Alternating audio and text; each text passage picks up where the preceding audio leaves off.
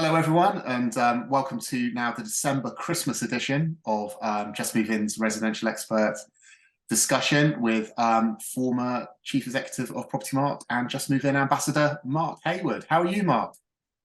Relatively warm at the moment, but it's extraordinarily cold outside. So I'm in a very small room trying to keep warm whilst I watch my smart meter tell me how much money I'm paying for my energy on a sort of hourly basis, which is quite horrific. But there we go.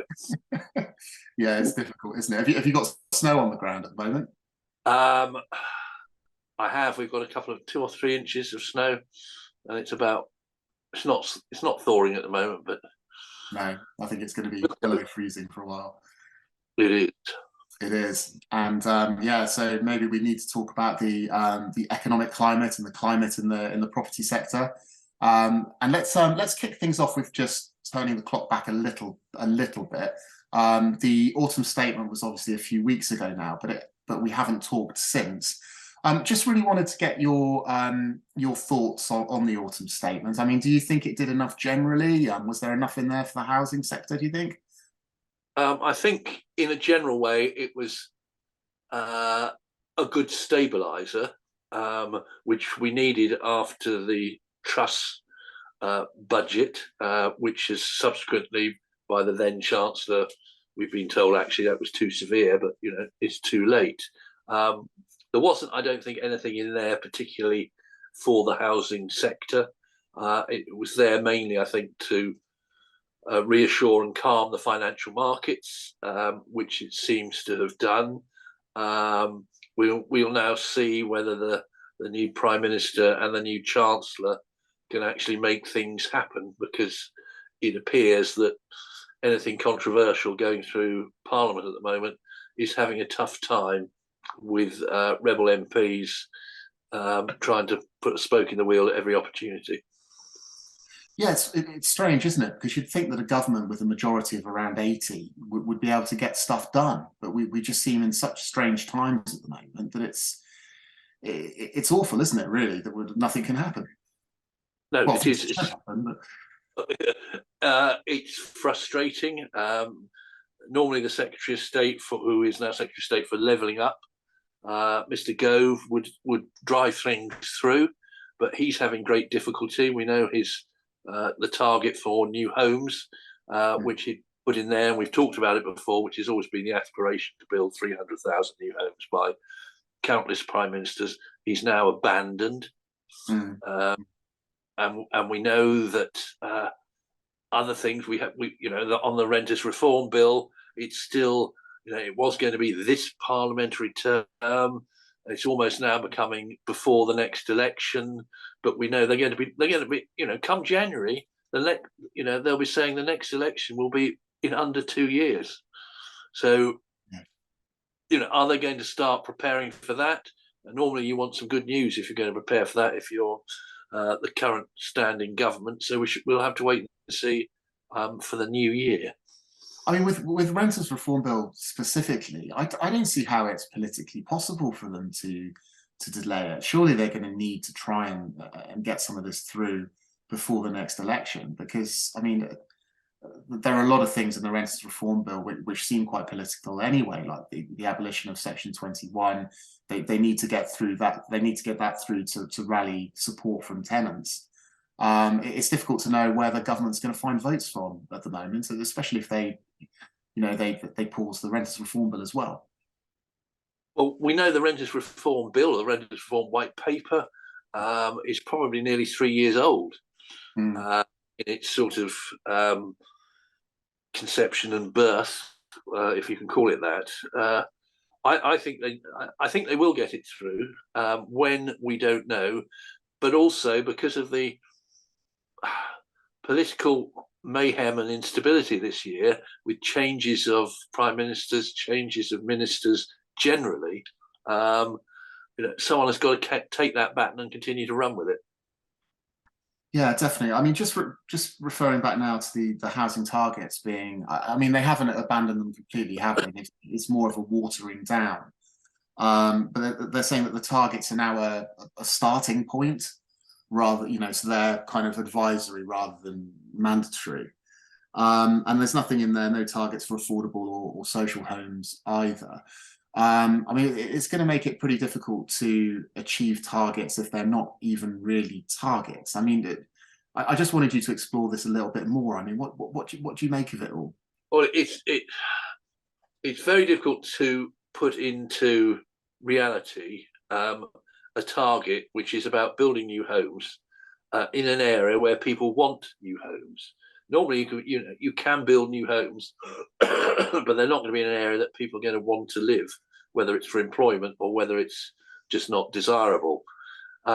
We know that in the current planning system, it takes at least 2 years from a planning application going in for a major development until a sod is turned, and it takes another 6 months after that for the first house to be completed. So we are talking, when we're looking at the shortfall in housing, of quite a time lag, even if they were able to implement the targets in a meaningful way, of well down down the line. We're beyond 2025 now. And we know, of course, they've got issues with the carbon and energy efficiency, which they've got to factor in, heat pumps, etc. So I think it's a great aspiration to build more houses, and we all support that. Even those who live in areas where houses are springing up, apparently everywhere. But how you actually get that in a cohesive factor, unless you've got the support of all your MPs, excuse me, and local authorities, I'm not sure. Yeah, the public just end up wondering whether there's actually the political will to do this, or whether they're just paying lip service to it. Because the majority of MPs do own houses already; they're not renting. Some of them are landlords.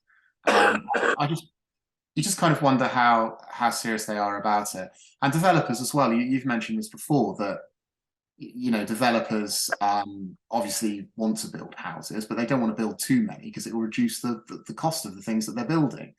So it's really difficult to know, what the solution actually is, and whether a Labour government would make any difference. I mean, I guess that more Labour supporters rent, perhaps, so it might be more politically expedient for Labour to have higher targets. I don't know. What do you think? Well, I know, having sat on a number of committees. Sorry, someone's just bringing me a glass of water. How kind. That certainly looking at the rental sector, sitting in front of a select committee, those MPs that are questioning, interrogating, will have to declare their assets, and the majority own more than one house. And have a small rental portfolio. So, including the Chancellor and the Housing Minister as well. About solutions today rather than problems. I think you accused me of being depressing last time. I would never do that, Mark. We do need to find a solution, because this is not just happening now. It's been growing and growing and growing. We've seen that the PRS is now shrinking for probably the first time in 12 years or 14 years. We know that landlords are not only feeling sort of penalised, but they're almost being looked upon as criminals. So that doesn't attract would-be landlords to actually enter the sector. We know that because of rising interest rates, those that were going to become buy-to-let landlords are probably thinking again. Those who've got portfolios that are highly leveraged will be looking at exiting the market. So there's a whole range of not just indicators, but factors that affect the market that it's difficult to see a way through when it is a private market. Yeah, I mean, you say that we want to look today at solutions rather than problems. I'm just wondering whether, one of the potential solutions out there is maybe the government perhaps could focus on renovating dilapidated homes to create more housing. I guess that would be one option. Obviously, there's a big carbon footprint involved in building new homes, so it might be more environmentally friendly to renovate what we have. Although again, it's not cheap. So that's one possible option. The other option, of course, is that we have a lot of long-term unoccupied properties that could provide a lot of homes. I just wanted to know what your thoughts on that. Well, we know that there are 250,000 empty properties in England and Wales, and they'll be empty for a variety of reasons. But they are homes. They're not wrecks. They are homes. So they could be. Those that own those homes could be encouraged to open them up. It will, as you just said, there is a cost to all of this. We know that some of the empty properties were just acquired for those seeking capital growth, so they weren't looking for rental income. So they will just hold that new build, normally do nothing with it, and then sell it at the time when the values get better. We do need to look at alternatives. We know there's a presumption to change of use for offices to homes. Sorry, you have to excuse me. I've had a cold, so. No, that's okay. I mean, I guess one of the options that's been put forward is by the left is that they could, the government might requisition homes and put them up for sale or use them for social housing. But that's getting into very controversial political territory. I think that Jeremy Corbyn's supporters might have wanted this when he was running for Prime Minister a couple of years ago, but it's difficult to see that happen now. I imagine that really the government could just look at increasing taxes or other kind of financial penalties on long-term unoccupied properties, increasing council tax and things like that. We know that certainly in the West Country, they're now looking at proposals to not only charge full council tax for second homes, but actually to double it.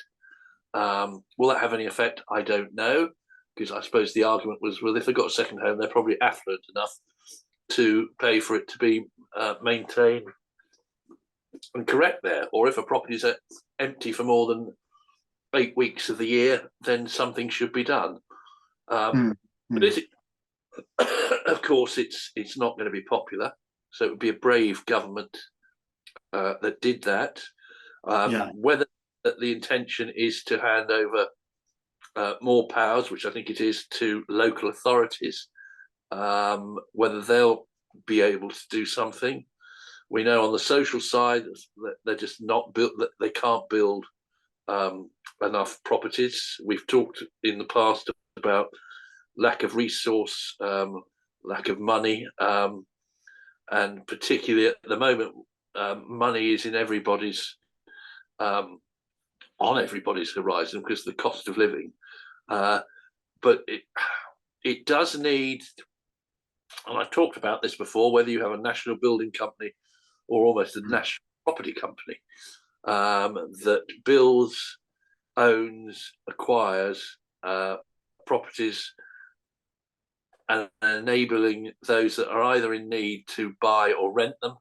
And we know that first-time buyer numbers are dropping for very obvious reasons. So they're having to rent. That's part of the reason why there's such pressure on the PRS, private rented sector, is that more and more people are unable to buy. So they're having to rent.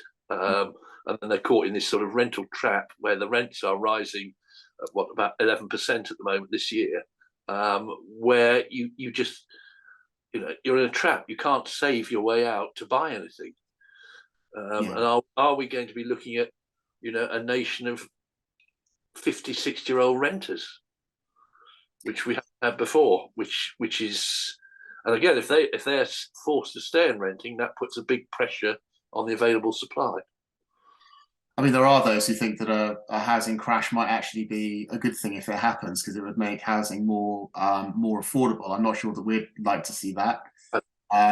But if prices did come down, I'm just thinking as well, if there's less opportunity for capital growth, then some of these long-term unoccupied properties might actually start coming back to market, because at the moment, I imagine a lot of people that own them just see them as like a long-term savings account. Don't do anything with them. The property just sits there and goes up 5-10% a year, whereas their ISA or their funds or whatever, or their savings accounts are going up by 1% if they're lucky. Yeah. So maybe economic forces will rebalance somehow favorably. I don't know. I don't know. I mean, nobody wants a housing crash, because then you're going to have those stuck in negative equity. We're going to get repossessions. So I don't think that's something that people could really countenance. I don't think we're going to go to the way we've done in the past. But there's always that, oh, well, it balances the market up because it's easier to move, because the gap between one house price and the next decreases on a percentage basis. Then you've got to look at, if that is on the cards, how lenders will start to view mortgages. And we know they're already building in some quite hefty safety nets. In other words, you'll be stress tested if you take out a loan well above current interest rates or current projected interest rates. And we don't know where interest rates are going. We've got anything from the capital economics are talking about 5% will be the top. Others are thinking higher, but we're in that sort of almost not fog, but the unknown. Might happen, and people don't like uncertainty, and the property market is all about confidence. Yes, yeah. But we're talking about uncertainties or murky waters. I wanted to talk now quickly about the Decent Home Standard. And as we know, that there was an element of the Decent Home Standard in the Renters Reform Bill. And we published a blog on this subject last week. So if you haven't read that already, please visit the Just Moving website and give it a read. But the reason why this is in the news, of course, is the horrible news about the death of the toddler Awa Bishak up in the Rochdale area, because he inhaled mold spores. Obviously, this happens in social housing, but there's going to be knock-on effects for the private rented sector as well, don't you think? Definitely, and I know from experience that there are rental properties that are badly maintained. Mold has been prevalent in some. We've got an aging housing stock. In any event, tenants do little to improve the house that they're living in, apart from they're creating moisture in some houses. But I think it has really focused in an appalling way us to look at the quality of stock that we have. And we've talked before about our aging stock of houses. We've talked about when the new regulations for thermal efficiency come in to affect whether or not landlords will be able to afford to convert those properties, or whether it's even possible to get those properties up to the right level. But I suppose the other question is, who is actually going to monitor this? Who's going to state that is an unsafe property? How are they going to find that out? Who's going to say what is good and what is bad, and what are the penalties? Yeah, because I think the white paper talks about, the terms mention things like properties must be safe, they must be comfortable, they must have a reasonable degree of thermal comfort, they have to be modern and in a good state of repair. But yeah, as you say, it's very murky because all these things are subjective. And as you say, how are they going to police it? Are they going to be random checks or compulsory checks? So there's going to be an army of people employed by councils going around looking at every rented property? I mean, that's impossible, isn't it, to look at every private rented property? It's there are problems with this, aren't there? Oh, absolutely. But I mean, at the moment, we don't know there is no register as yet, although that's proposed, as we know. There's no register of landlords, no register of tenants either, and that could be quite interesting. So still, you've got a hold of the number of properties and the location of these properties is one thing. How you can enforce it, it will all cost money if you're going to use people. And we know local authorities are already fully stretched. We're already aware that services are being cut. And, you just have to look around you at the moment, the number of strikes going on, that every sector is wanting more money. But I don't think that should divert the government from focusing on the standard of homes and enforcing it. But how that's done, we'll have to wait and see. Yeah, I think most people are in agreement, aren't they, that a decent home standard in some form is required, particularly when you've got, you know, I mean, 10% of private rented sector homes have got mold issues similar to the one that claimed the life of the poor toddler, and 20% are in poor condition. And we know as well that landlords have already got to improve the grades on their EPCs, the rating on their EPCs. But I guess the big question for landlords is that they're not immune to the cost of living crisis. Where are they going to find the money to make these improvements? It's tricky, isn't it? I mean, again, I mean, who would be a landlord at the moment? I don't know. I mean, and when you you quoted 2%, but actually 10% of leasehold property RS is 400,000. 20% is nearly 1 million homes. Now that is a huge mountain to climb, a huge amount of property that have got to be brought up and into the right, correct state. So aspirationally, again, as I said earlier, we need to find solutions, but it is difficult. Yeah, and you said as well that the majority of landlords just have one property, or a significant amount of landlords just have one property. They're not made of money. And there were some slightly worrying statistics came in this week that 1 in 5 landlords is now looking to downsize the size of their portfolio. 1 in 5 apparently have said that have had a mortgage deal fall through. 1 in 4, and this is a very worrying one related to what we were just saying, 1 in 4 say the economy is going to curtail their maintenance and development programs. Not good. And the bottom line here, 3 in 5 are preparing to increase rents because of the pressures that they're under. And of course, we know that tenants aren't exactly flushed at the moment. So it's a tricky situation. Yeah, absolutely. And because of all these, rents will continue to rise, not only because of what you've said in terms of the landlord needing to get an increasing amount of money to maintain the property, but because the rental sector is now shrinking, because those we said before cannot buy, there's going to be more and more pressure on tenants to pay more and more money just to secure a property. Yeah. Which ultimately, if we're in an economically unstable environment, is going to be painful. Definitely. Well, I mean, we've been talking now for 25 minutes, something like that. I wanted to round off, because this is the last one of the year, of course. I just wanted really to get your thoughts on the year overall. You know, what surprised you? What things have disappointed you? What things give you hope? How would you sum up this year? It's been quite turbulent, hasn't it, in many ways? Certainly has, and I don't think anybody who was asked to predict this year, this time last year, would have got it right. In fact, they would have got it completely wrong. We mustn't forget that this time last year we were just coming out of the pandemic.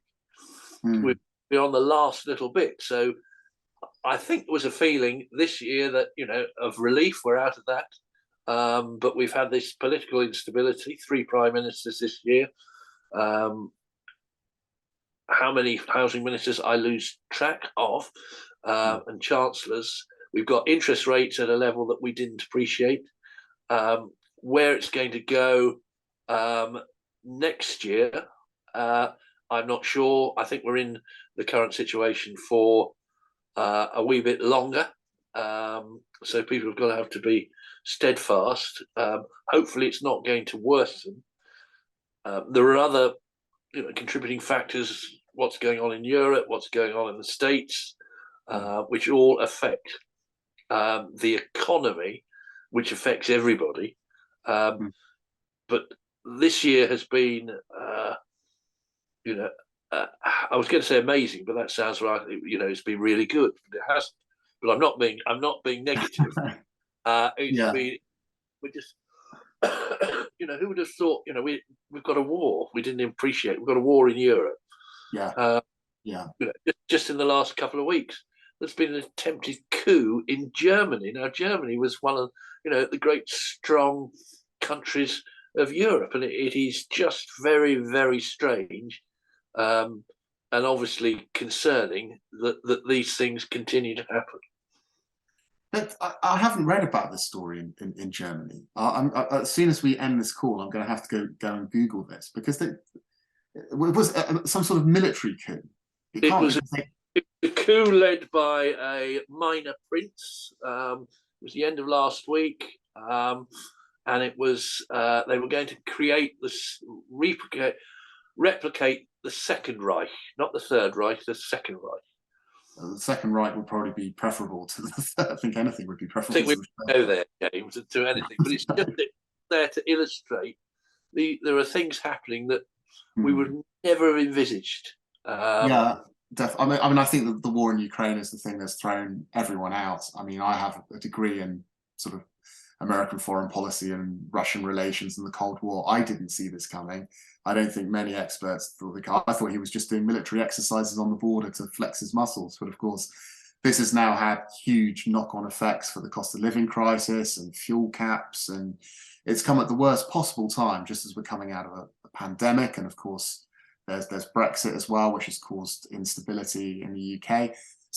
But there was some good news, or some better news yesterday, better economic news, and that they're hopeful now, aren't they, that the recession will be shallower and not as prolonged as once feared. So, hopefully all this doom and gloom will soon pass, and mostly be not a figment of the media's imagination, but maybe if the media have exaggerated it, and we can start looking forward more positively. And that brings me on to my final question of the year, Mark.